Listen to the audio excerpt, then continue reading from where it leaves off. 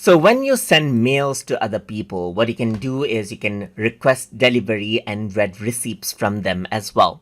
So for example, I can go around and click on new email right here. And let me just go around and use my second email address, tututube2@outlook.com. So this works for Microsoft-based email addresses. And I'm going to go around and say test email right here, just like this.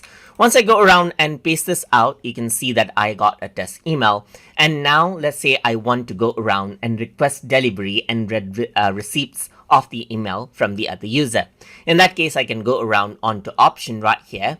And over here, you can see that request delivery receipt is an option over here. And you can also request a read receipt, as you can see right here.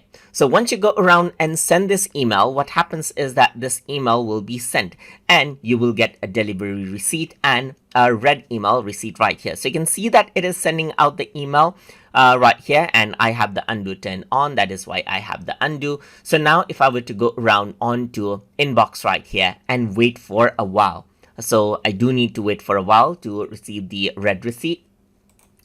And then in a while, you will receive this. So here you can see that it says delivered right here, just like this. So once this email is sent to someone and then they allow for the rest receipt to be sent, then you'll get a read receipt just like this as well. And that is how you can request for delivery and read receipts inside of Microsoft Outlook while sending emails. So I hope you guys learned something as always.